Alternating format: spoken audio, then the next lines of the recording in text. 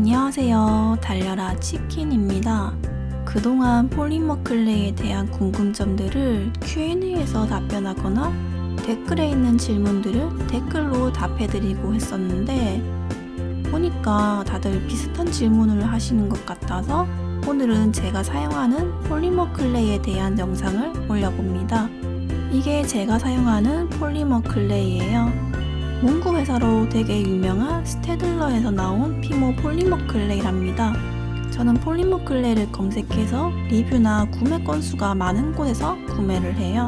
그리고 폴리머 클레이 종류가 많은데 이 피모를 사용하는 이유는 일단 스테들러라는 큰 브랜드고 예전에 피모 코리아 대표님을 뵌 적이 있었는데 여기가 안정성을 되게 중요시 생각해서 폴리머 클레이에 환경 호르몬을 사용하지 않은 친환경 제품이라고 하시더라고요. 실제로 피모 폴리머 클레이 상세 설명을 보시면 그렇게 나와 있기도 하고요.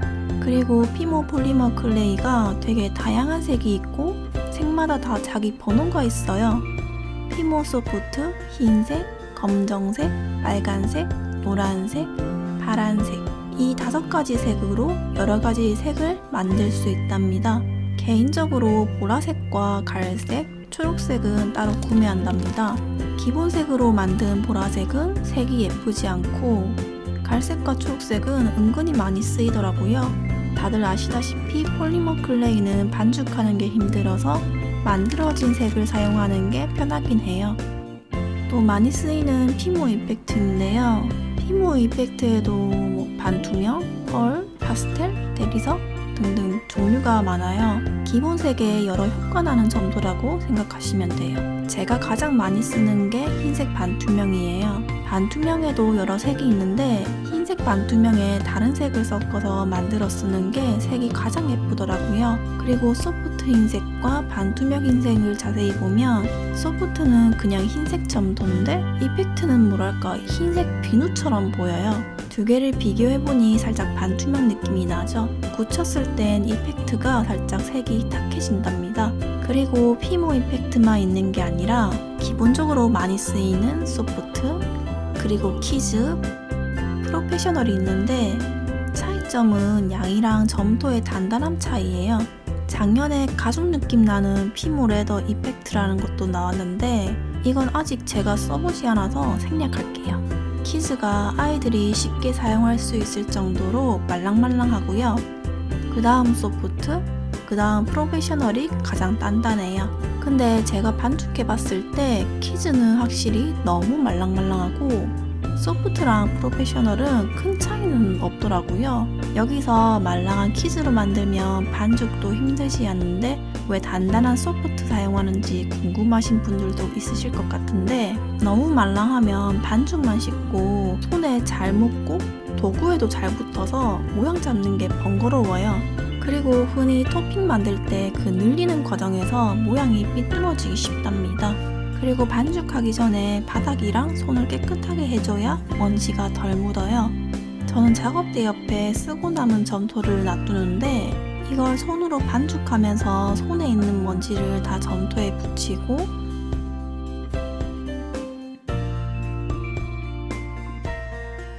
바닥도 한번 쓱쓱 닦고 시작해요. 이렇게만 해도 먼지가 훨씬 덜 묻을 거예요. 그래도 묻는 먼지 몇 개는 세공봉으로 살살 떼내면 돼요. 매트는 처음엔 고무 매트를 썼는데 점토가 붙어서 잘 안 떨어지더라고요. 그래서 도마도 써보고 유리판도 써봤는데 이게 가장 편하더라고요. 모는 종이에 코팅지를 붙인 거예요. 모는 종이라서 사이즈 맞게 잘라줄 때도 편하고 바닥에서 뗄 때도 깔끔하게 떨어졌어요. 가끔 칼 각도 조절을 잘못해서 코팅지까지 썰어버린 경우도 있지만요. 이렇게 모서리에 테이프를 붙여서 움직이지 않게 해서 작업한답니다. 이제 소프트 반죽하는 걸 보여드릴게요.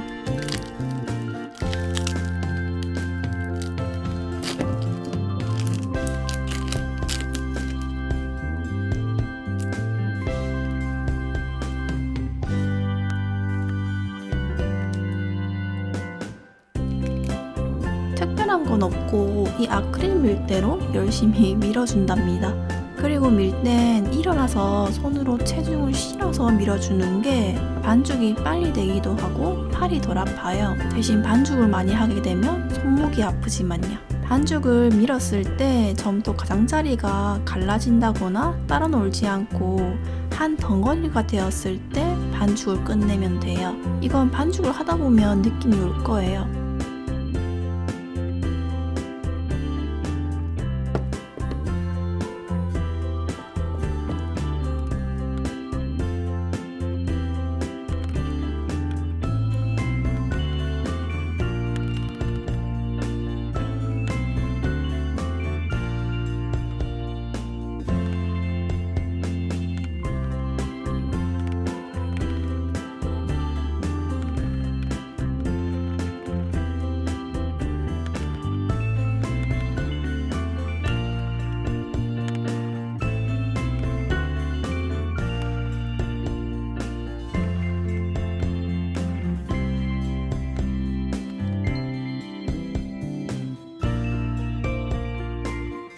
그리고 손에 땀이 많아서 점토가 손에 붙을 땐 라텍스 장갑이나 볼물을 끼고 해보세요.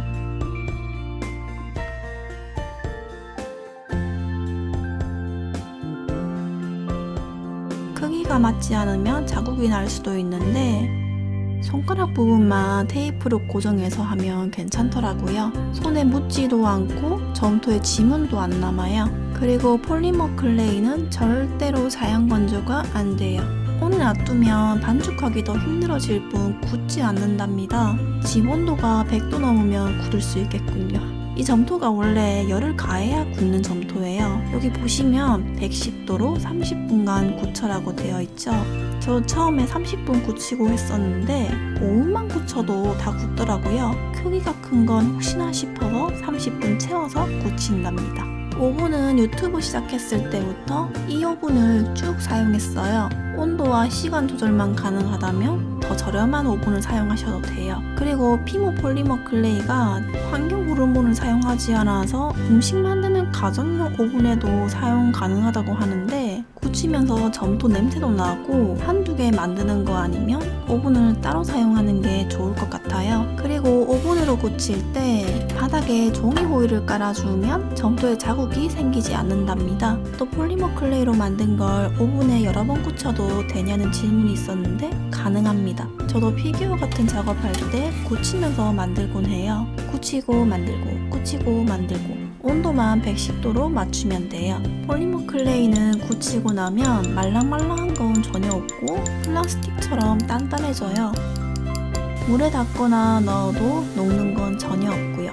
장시간 햇빛에 노출시켜도 색이 변하는 것도 없어요. 그래서 액세서리 만들 때 잘 쓰인답니다. 그리고 저는 사용한 점토는 이렇게 지퍼백에 넣어서 보관한답니다.